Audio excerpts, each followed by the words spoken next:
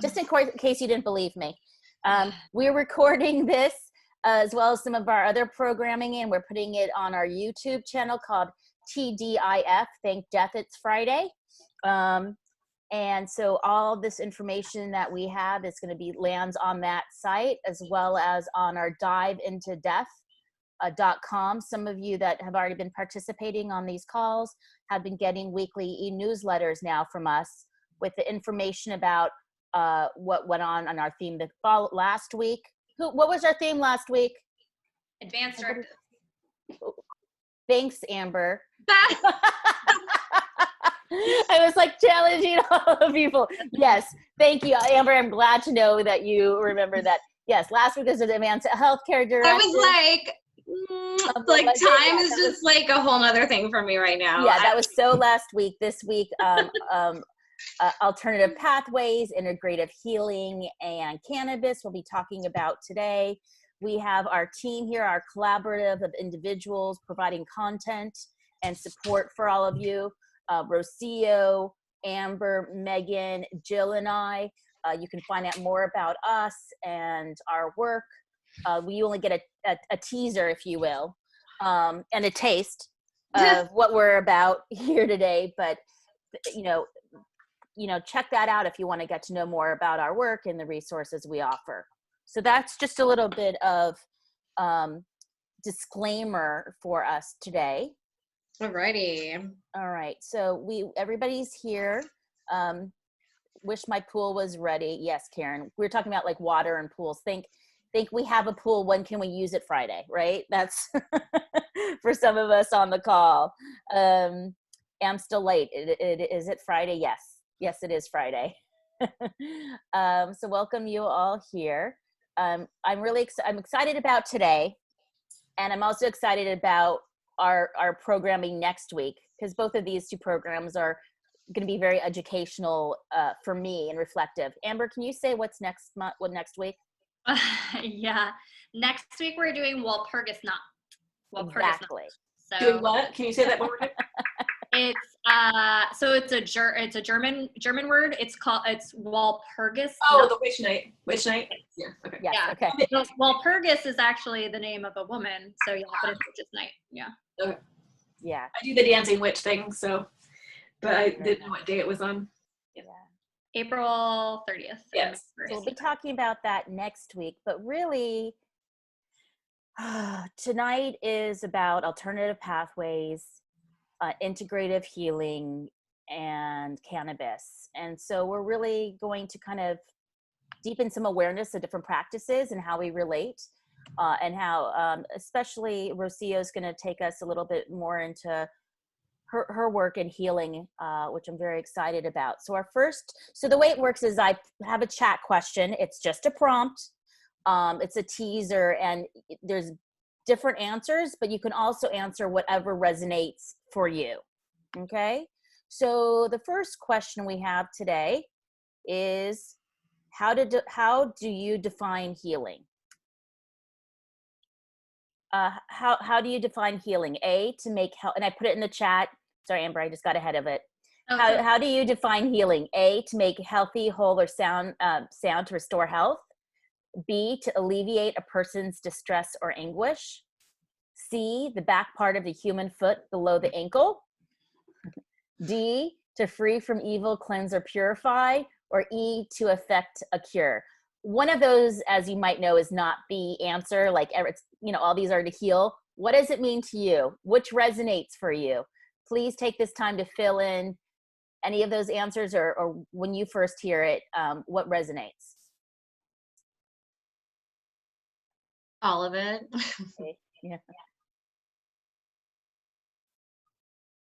Yeah, a lot of to make healthy, whole, or sound, to restore. It's interesting because heal, or to heal, is a verb, it's an adjective, it's a noun. So you can really use it in so many ways. Yeah. Also, just if anybody wants to just give their own personal definition of that would be good. Because these are definitely just prompts, but what does healing really mean for you? That would be nice to hear from folks. Yeah. And what And what Amber encouraged us to do in our newsletter is just what's the first thing that comes to mind with healing. Exactly. You know, it doesn't have to, we're not going to hold you to it for healing or your experience with healing.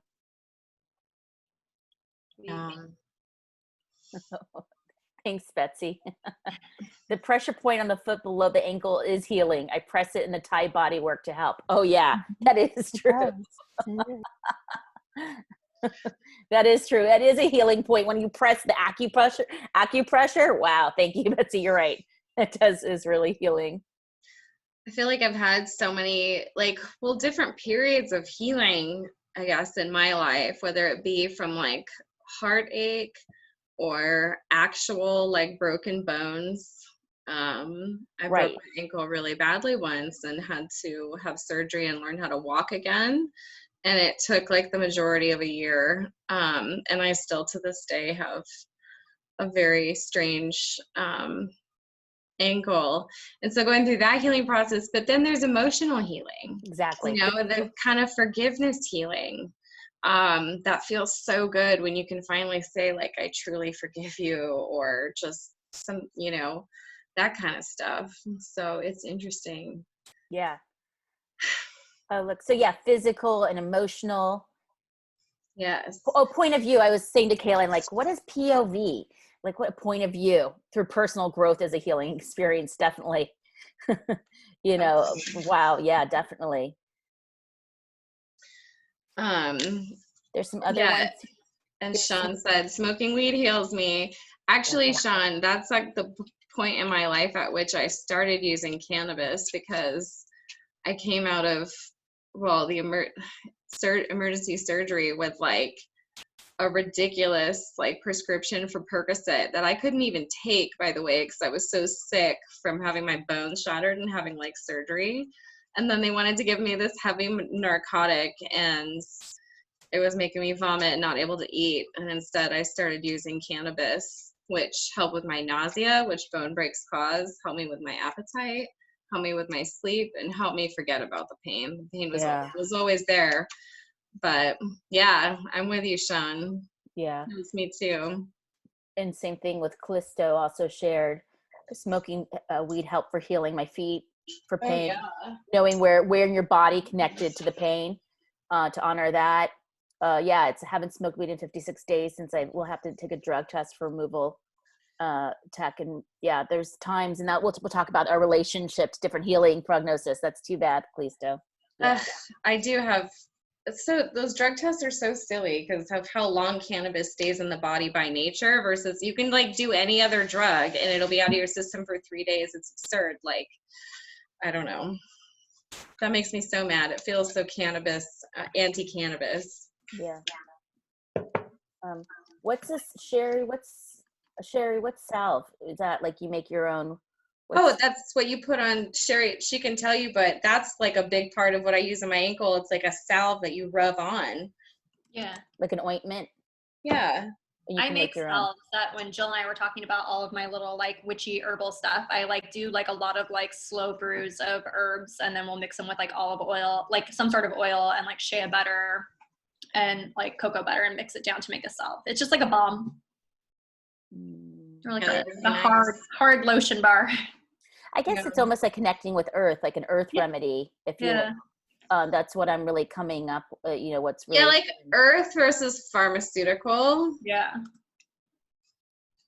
Fire cupping, yeah. My body, and this is just me, my body's always responded really strongly to pharmaceuticals, which is why I can't even handle painkillers. Like, I feel like one is going to kill me. Like, I'm like, So. A breath work. So we're gonna hold off on. Jess was saying breath work, yoga, talking through trauma, right? Therapeutic talk, healing your version of the memory, fire cupping, and body work, midwife practice. But agree with cannabis. Yes, there's a lot of different variations. Microdosing mushrooms is a huge help for healing emotional trauma. Yes. The oil on face that didn't detect and test when I was working. I use CBD oil on face that didn't detect it and test when I was working in the maritime industry, and had to get routine tested since boats governed by Coast Guard. such learning lessons, right? Such learning lessons in education. So I'm going to hand it over to Rocio if you kind of want to talk about what healing's meant to you in your life. Where we've gone with that. Hi, everyone. So I'm Rocio. I am a healing artist, and I define myself as a healing artist because there's so much that happens in the healing world. It is an artistry, right? It's not just confined to one particular for me, it's not one particular pathway, but it's using and encompassing many tools to be able to really move through a healing process in a really creative way. That's my personal definition of it. I work very closely with water. And so I don't know if any of you have heard of Watsu. Watsu is essentially the mother technique that I started learning with this practice. And it's basically a practice where you take someone in body temperature water and you float them so that the nervous system is actually able to release and relax in warm body temperature water. And you could actually take the person into a regressive state back into the womb, right? And so I've been incredibly blessed with this path, learning from amazing teachers and now really crafting my own, I practice with it over the last 10 years. But more than anything, I wanted to talk about healing in an umbrella theme. And then, it's not just, we're not just talking about the practices of healing, but really what does healing mean in as a concept of personal transformation. And for me, how this relates to death work is really, it's about supporting people and supporting ourselves to understand what transformation looks like and how to move with it. And all these other things that we talked about, the healing modalities that a lot of you mentioned are the tools, right, that we're using to be able to kind of move from one process to the other. And water for me has been everything. It is everything. I mean, if we look at the symbolic representation of water, it's that we come from the fluids of our parents. We gestate in the womb of our mothers for 9 months. We take our first breath coming into this earth that is majority water as well, living this life experience that in many ways feels certain and uncertain, right? And so there's so many symbolism with water in terms of how we're transforming through life. And so my definition of healing is, it's about a process, and it's about a process of understanding what is happening and seeing things as is, and accepting what is in front of us for it to actually heal and to move into the next state of the unknown, because we don't always necessarily know what it's going to end up looking like. And in many ways, I see, death work being a little bit more of that. It's helping people kind of transition into the unknown, and how comfortable do we as humans, how comfortable are we in the unknown? I mean, look at where we're at right now in this particular state in the world, where the unknowns are amplified to the 10th degree, right? And so it's really carving the wisdom and the knowledge in ourself to be able to really fully understand how to navigate with the unknown, which is life. There's really not a lot of certainty that is in front of us, but how do we really surrender to that state? And honestly, water has been one of the biggest teachers of surrender. In my practice, people are surrendering to me as I'm holding them. And being in water in a way that, in that state of surrender, having something outside of you really maneuver your bodily experience and your sensory experience is a teacher. And a lot of times we're not comfortable really surrendering to that. And there's quite a practice and a teaching there.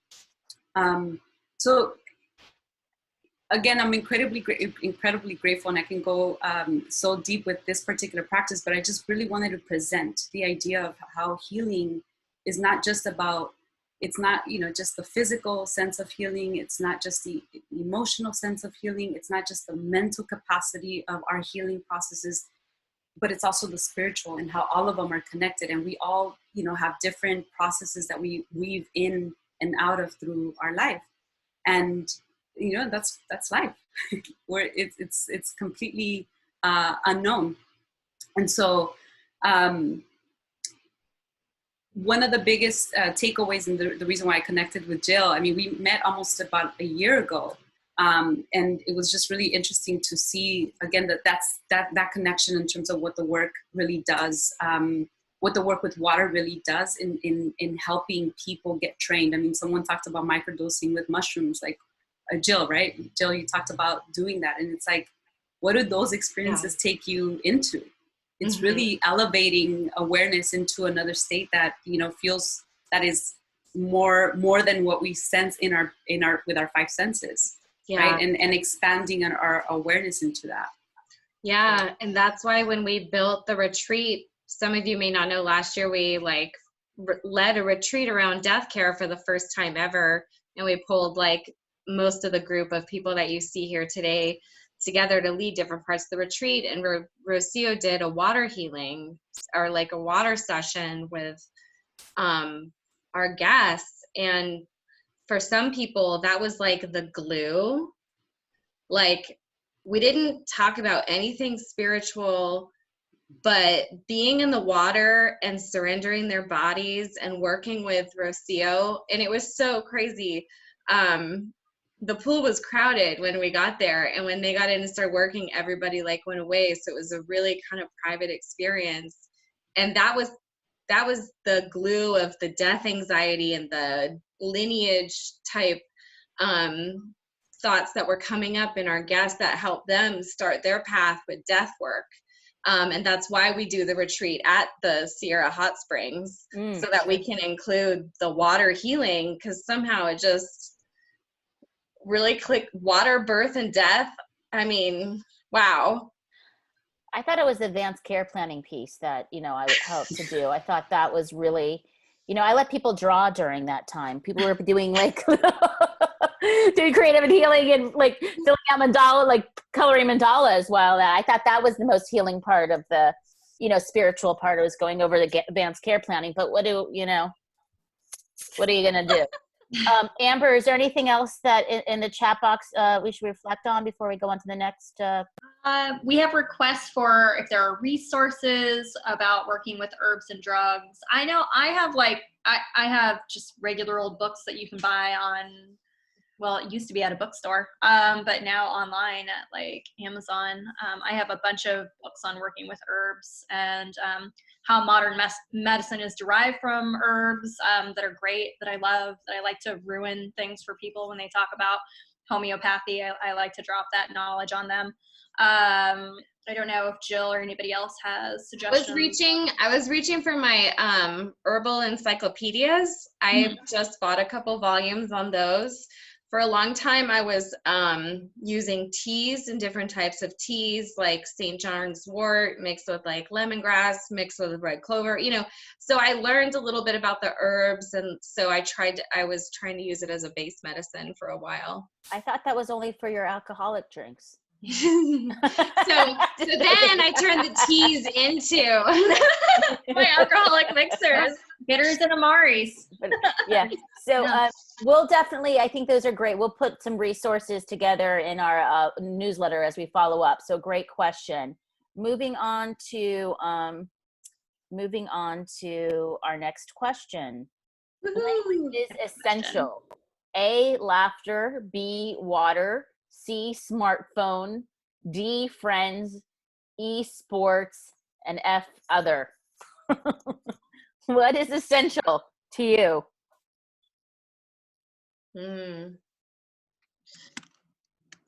Oh, doggies, pets. Sorry, pets aren't on there. I mean, there's a lot that's not on there, but yeah.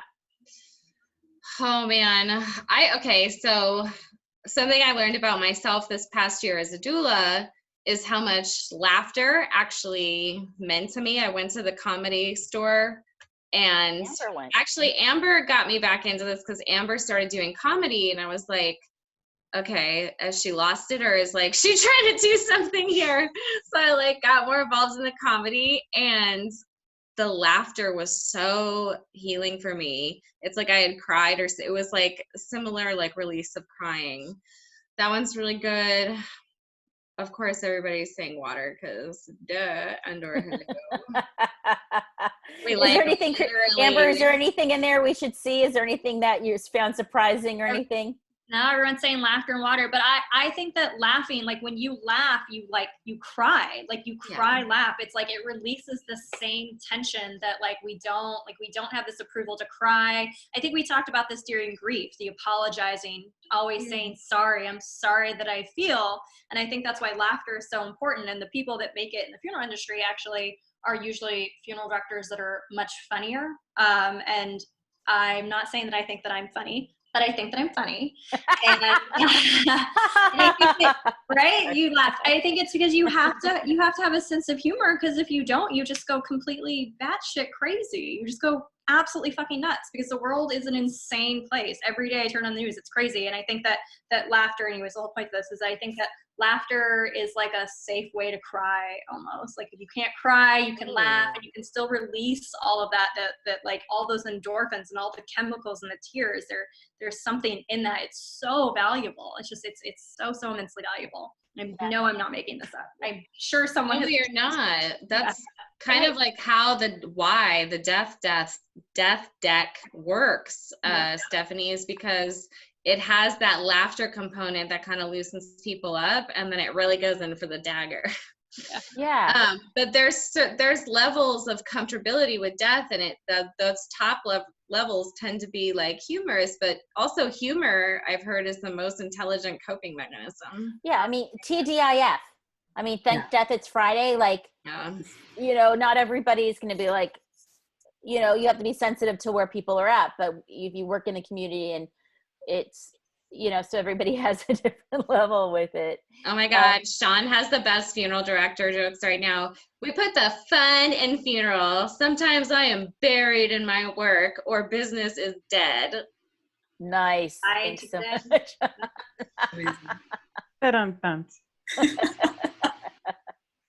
Well, there's something to be said about the humors in the body, right? And why a lot of anxiety that we have, it's the constriction, it's the paralyzing of the fluid in the body. That's the reason why, again, the symbolism of water is so profound, because it's that movement catalyzes shift and change.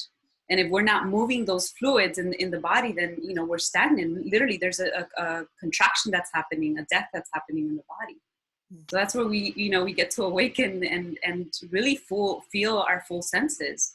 So the humors are an incredible pathway for integration also. I know that there's that idea of like laughter yoga is another one of those healing forms that working with. But the humors, don't those come from like Pliny the Elder, or like the 4 humors of the body, or what? Can you tell me what those are?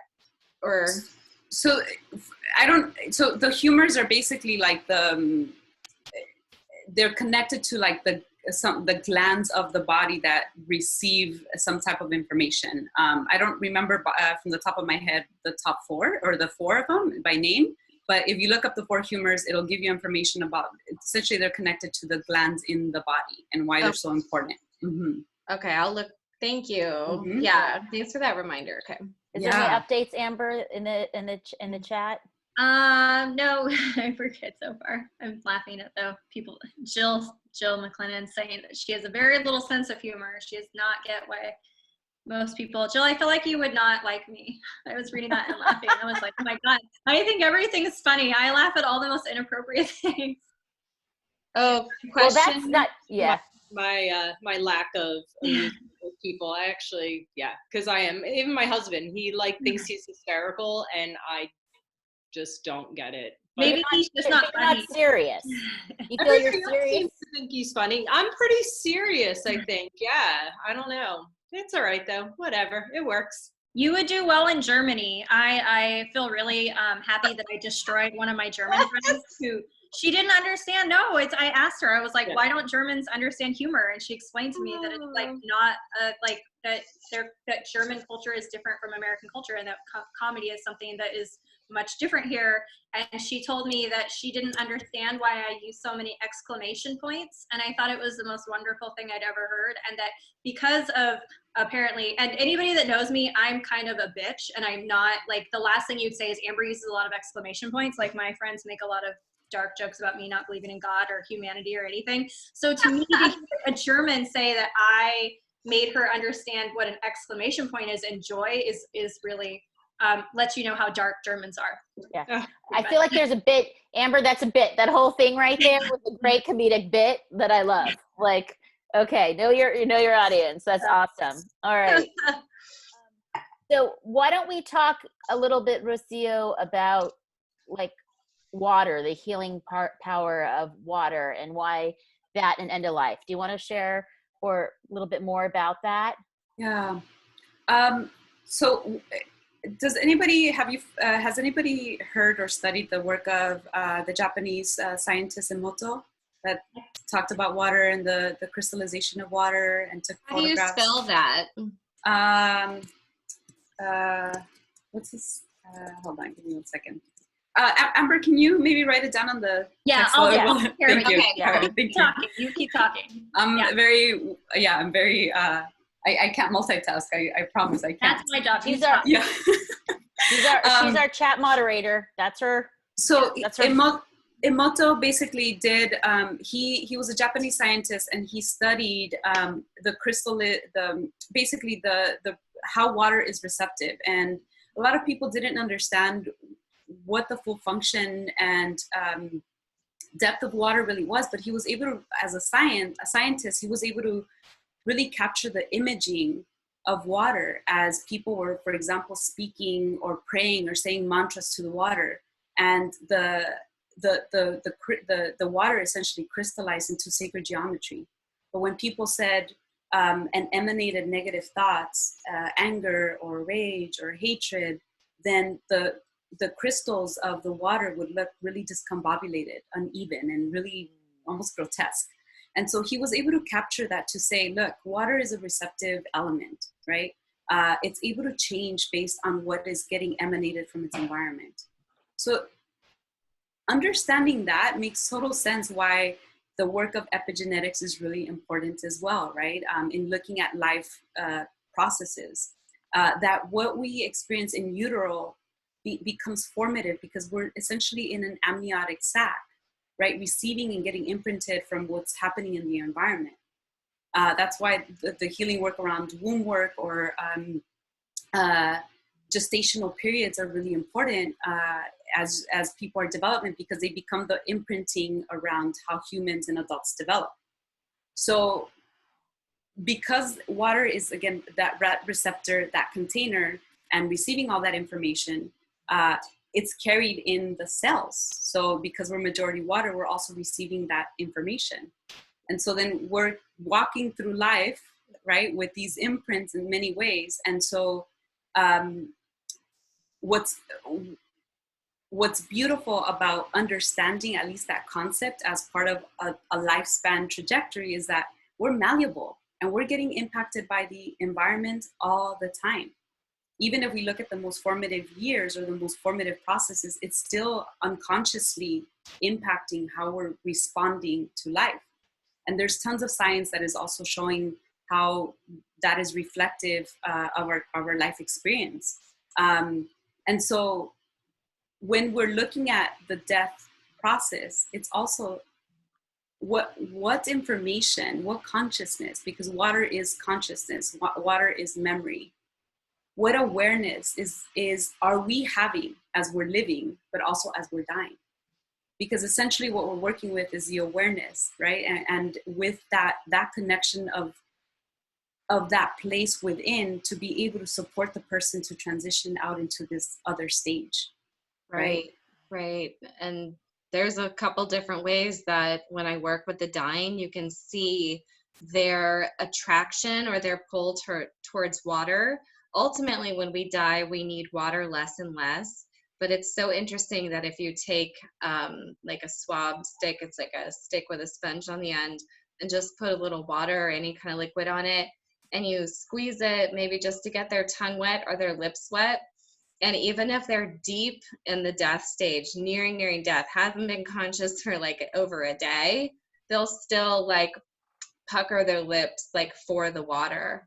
And it's just so interesting that connection. And there's also, of course, people say that when people die, you can see the like water leaving the body, which I like, I haven't experienced seeing that, but I've definitely experienced the like whoosh, like that comes out of the body. And then again, on the other side, for the living, there's the connection of water and washing the body.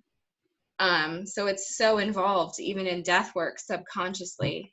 Exactly. Like, and also the thing with family members, like when you're holding at the end of life with the body, just to families always want to do something right at the end, like how can I help, how can I engage with my loved one that is actively dying, and that idea of being able to give them a little bit of water to be of that process to connect, right? That's so healing, that they feel that they connect and still offer without it being harmful to the body. And so the water is like a beautiful connection in the beginning and the end. So amazing. Oh my goodness. So Amber, are you reading the Yeah, I just wrote a private message, said, don't worry about it. The dog, I'm glad your dog is. Oh no, but yes. So she says, so this is kind of amazing. Crystal just wrote, sorry, I'm late, everyone. My little dog, so her name's Stephanie. Stephanie and I used to live together. Just had a seizure, but she's okay. And come to think of it, water is what she needed to get her out of it.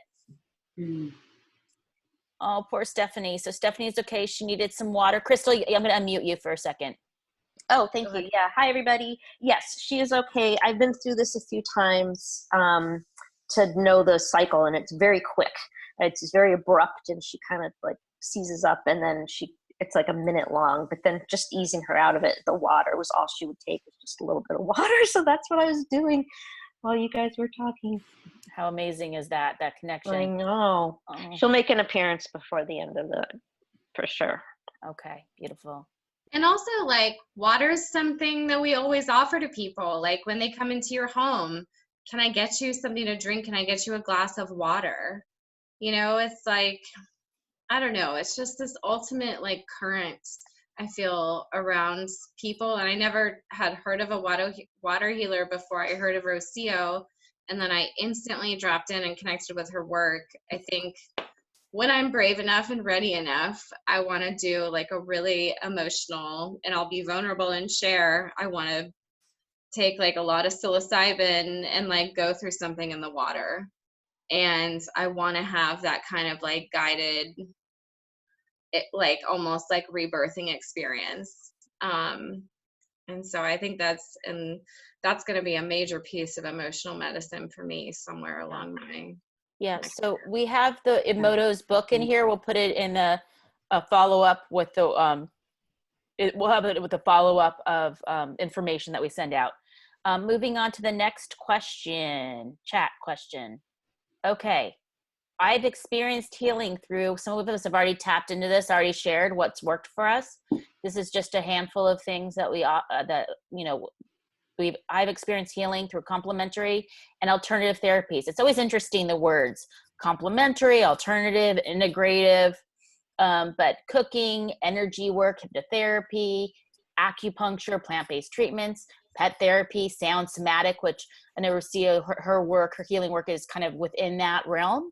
Would you say, Rocio? Yeah. And none of the above.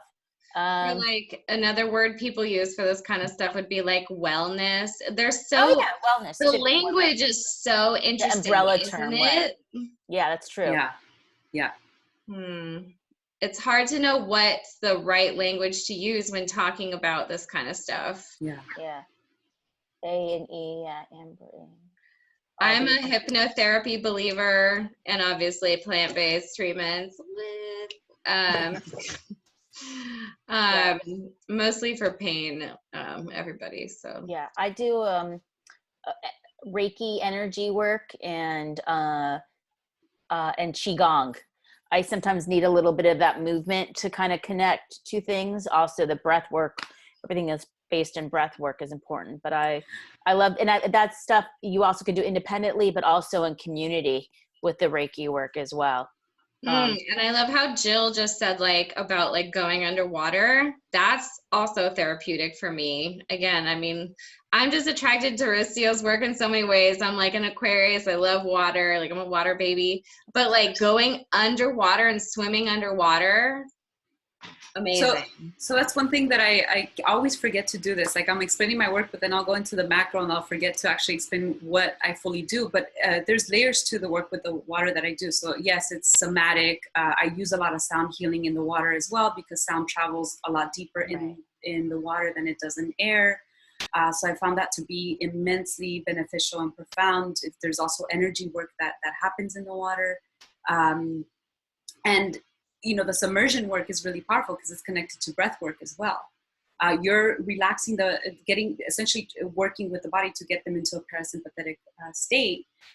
But when I'm doing submersion work, you're doing breath work and you're retaining the breath so that you're actually invoking cellular memories. So memories can come up for people that are actually going through that state, and they're memories that, you know, folks have not remembered from childhood or things like that because of trauma or disassociation, things like that. So it's a really powerful, for me, tool to be able to work with people in such a profound way. And that's why I knew after going through, you know, I basically came from a school where I was in bouts of silence for 50 days. And I was learning a lot of essentially tools that I already innately had in me. It was a space where I got to really develop that. But then when I came across the water, and after coming out of that bout, my first bout of 50 days of silence, and seeing the experience of being in altered states of awareness and consciousness and what that did to my life, when I came across the water path, I said, this is just a direct doorway. People can get there and they don't have to go through a bout of, you know, sitting in meditation or sitting somewhere isolated. The water is a direct doorway to just give us access to something that is innately inside of us already. You know what I found? I found, just quickly, very basic, I found a new appreciation in this time. I don't know why, because maybe I was so rushed to, of washing my face with cold water in the morning. Like just the cold water to start the day, to refresh. I mean, it's a simple act, but that is just like a little thing in terms of connection with water that I've experienced. Just, you know, that's just kind of showed up, even though it's very simple. We have some questions. Oh, sorry. We have some questions about where Rocio does all of her water exercise. Yes. So I mostly love working in natural bodies of water. And there's many reasons for that. Specifically hot springs, because it's an opportunity for the skin to receive the minerals, right? Our skin is the biggest organ that we have. And especially living in the environments that we're living, we're not receiving a lot of the minerals. So that's a place that I really like to work. And then I travel to different bodies of water to do that. But I am based in LA. I usually rent a pool. It has to be a heated pool, or someone has access to a pool and they'll invite me over to do this work. And I do individual sessions, but I also love doing collective healing sessions. So I do these, they're called floating sound baths, and they're called Be Held. And it's really beautiful taking a group of people through a process together in a body of water in that way, and just seeing what gets emanated energetically with each other and what healing happens as in a group setting. I also do this with families who are in grief, who are in, you know, different stages of transition. So it was interesting, right after the retreat that we did in Harbin Hot Springs last year, for Day of the Dead, for Dia de los Muertos, there was a family that asked me, they wanted me to take the mom with the family and the sisters and the daughters in the water to help her transition out. But she ended up passing away right before we actually did the session. So I got to just do a brief session with the whole family, and it was so profound. So there's so many different ways that I work with this, but I'm based in LA. So I travel all over the place, but I mostly do a lot of my work out here. And I think someone asked something about learning from Harold Dahl. So Harold Dahl was the person that I learned Watsu from. He's the creator of Watsu. He passed away last year. So he's no longer available. But I also got to learn from different teachers across the world, from Spain down to Argentina and things like that. So I got to learn from different people. But Harbin Hot Springs, or whatever comes, I think they're fixing it now, and it burned down during the fire, but they are, and it's actually, that's like near Sierra Hot Springs. Yeah, it's the sister hot spring. Mm-hmm. Okay, yeah, and it has an interesting history, doesn't it? It used to be owned by this like mega spiritual guy. Yeah, I don't know much of the history actually. Yeah, there's something, I really should have researched this, but it just popped into my head. I'll look into it, but there's something there about a religious leader. anyways, yeah, Sierra Hot Springs is right down the road. They actually like even have packages if you guys like hot springs and support hot springs. They need like up there, like small towns. Like we're talking Just by like Lake Tahoe up in, yeah, in Northern California. right. Way. So maybe like 45 minutes out of Reno. We're talking like 200 people per town. And everything that runs depends on like people coming through or, you know, livestock are working at the hot springs. So they're actually selling packages right now for people who do use hot springs. They can get like packages on a really good deal. So. Great, thank you. Yeah, so there's some great hot springs around. So thank you so much for sharing, Rocio. Some good questions. I think we're going to go to chat question number 4. We're easing our way down. So Amber put it in the chat. We're moving on to another healing form that we've kind of talked about a little bit. Cannabis marijuana, A, should only be taken on 420. B, can only be taken by smoking it. C, is only good for recreational purposes. D, has the same effect on everyone. E, can't be integrated into a healthcare plan. Or F, all or none of the above. So by the way, we're not cheering today. Oh, we are. God. What kind of happy hour are you running here? Oh my God, F. Everybody's so smart. I've just been drinking. I didn't care about the cheers. Yeah, I actually want you another reflection on water. Like, what can we can do with water? Maybe we'll save it for the end closing. Is how do we use water if we can't go jump in a pool? Like, how do we drink it? But other ways we can utilize it. I know there's some kind of keeping water in our present. So maybe, Rocio, we can end with that. Okay. So, so you guys are good about, this isn't really cannabis, marijuana. This is one of those prompts, right? Oh my God. Yeah. I have been smoking a bong this whole time. I'm a big cannabis advocate, major cannabis user. I started mostly my experience with cannabis because of when I broke my ankle, which was in 2010. So I'm going on like a decade of relationship with cannabis. But I've used it in so many different ways. And even this past year, my mom, who is like the ultimate like straight-laced lady. Your mom's a wasp. Yes, my mom's a wasp. We love her. But right when her mom died, I actually got her some of those like CBD drops for like helping her like sleep. And she also has chronic pain, runs in the family. And my mom, of all people, now that COVID's going through like that, she's like, can you get me some more of that like CBD? Like it's like super clandestine or something. But she's also getting the healing benefits of this, like going through emotional and physical stuff.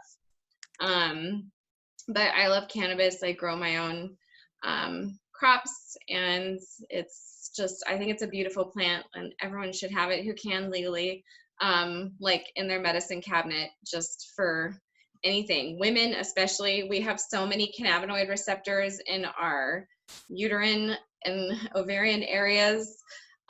It's also a feminine plant. The plant only blooms if it's a female. So there's a lot to this, what I would call sacred medicine. So when you see me smoking a bong, I'm not a Snoop Dogg stoner. It was also the first crop in America. We like to think that it was many other things. It was not. It was hemp. We used all of our ropes were made from hemp. And allegedly, the first Bible was printed on hemp paper, the first Gutenberg Bible, I think. Yes. So here's what I learned. I talked to the Cannadoula. There's a Cannadoula out there. I don't know if you guys have heard of her. She's like amazing. Yeah.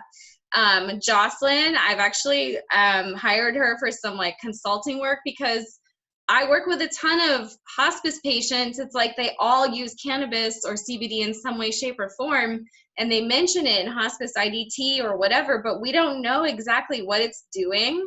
So Jocelyn knew the science and stuff, and essentially there's like 3 parts to this plant. the sativa part is the hemp, Amber. That's like the crop that we would have been growing in like the 1600s or when we came over. I'm like, I'm a history major. Well, also the gender of the plant makes a difference. You can't smoke the male. Right, exactly. The male plant is useless. No, just kidding. Sorry.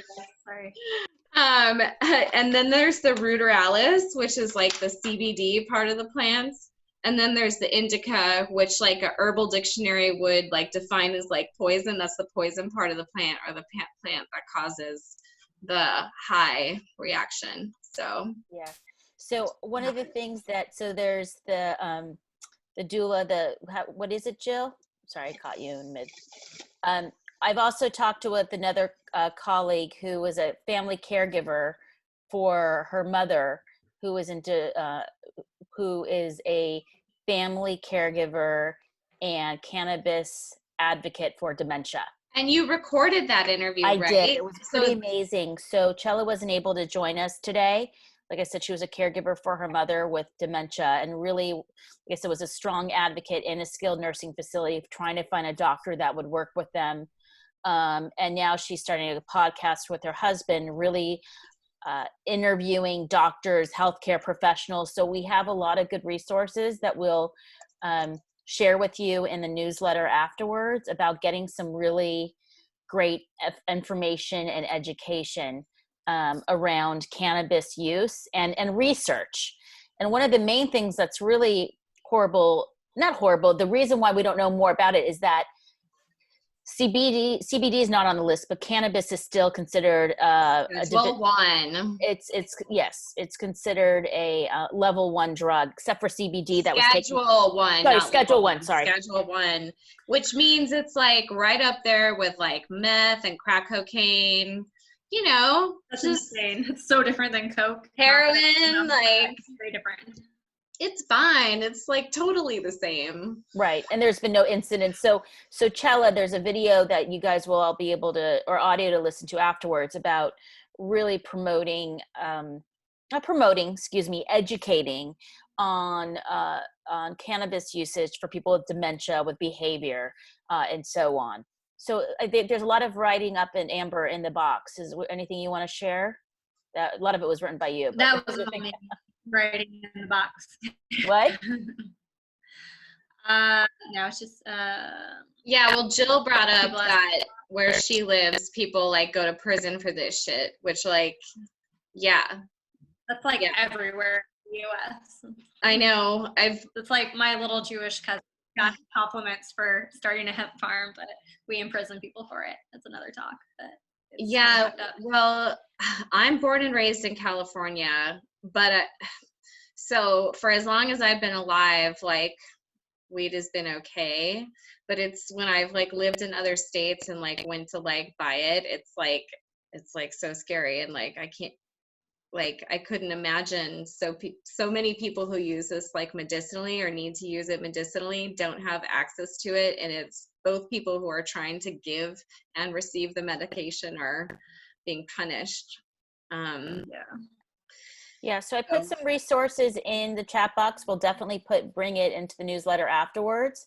But there is a lot of individuals really getting behind how to utilize dementia, especially with older adults with dementia, and how to kind of integrate it in there. So there's a lot of amazing work being done in that sense.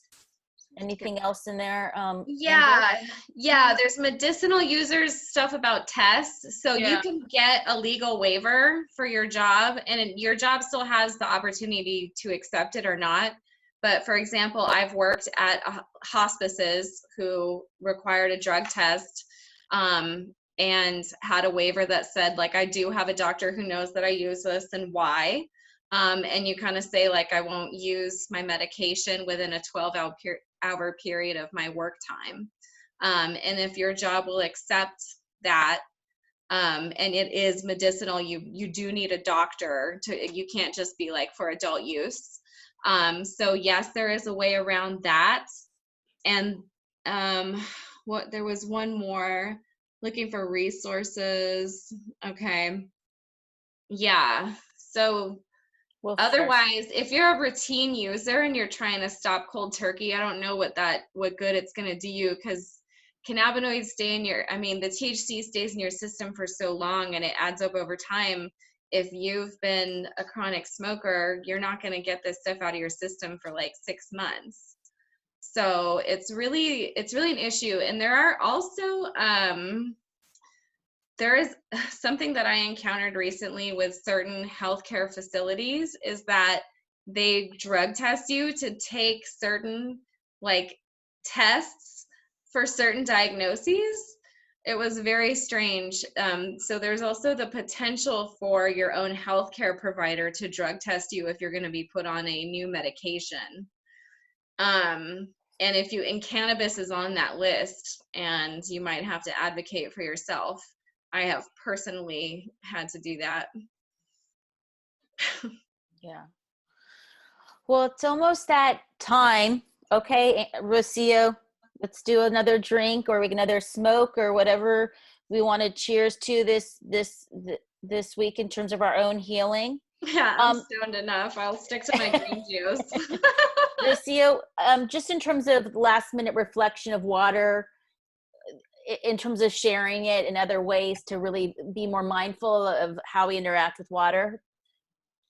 I mean, especially right now, given COVID, right? It's like, what are we doing? What are they promoting? It's washing our hands. Like, what an opportunity for us to be even more mindful around water and setting that intention for even healing in that sense, you know? And that's why I wanted to relate it to the work with the Japanese scientist Emoto, where it's like the intention. It's all really about intention and awareness, right? And what is getting permeated towards the water. And so the washing of the hands, being mindful in that stillness, right? That also triggers the brain to relax. Showering, taking baths are also incredible. I usually also recommend that people have a glass of water next to them as they're sleeping. There's a couple ways that you can use the water. So when we're sleeping, we're entering a death state, essentially. And there's a lot of information that we're receiving, but the glass of water it can ionize the negative energy that is around. So I usually keep an open glass of water near my bed, and in the morning I toss it out. So that's another way just to like connect to water and just say, okay, the water is receiving what is no longer serving or whatever, and then I toss it out and I gift it to the earth. Simple things like that. I do that. Mm-hmm. Oh, so you don't drink? I have a glass by my bed, but I'm like, first thing in the morning I drink it. Like, good for me. Like, I'm starting the day with a glass of water. Well, if you do that's like, okay, the first thing I'm going to do is drink water, but that's not, you use it for a different purpose. Well, if you do have a glass of water, I would just recommend that you have a lid on top of it, especially if it's for drinking. So if you have a glass of water just to kind of take the negative juju out, then it's open. But if it's for you, to consume in the morning, just have it covered. That would be the best suggestion. I'm hearing people say like moon water, watering plants, or giving it to dogs. I love it. I love all that stuff. And then Callisto, I see you. I'll message you later. And I'm also going to give something else to Callisto. Okay, so it's that time. Yay. Pleasure being with all of you. Thank you for being here and being present for yourself. Being here with and for us. Healing to all of you. Yeah. Have a very healing Friday, everyone. Yeah. Connect to water.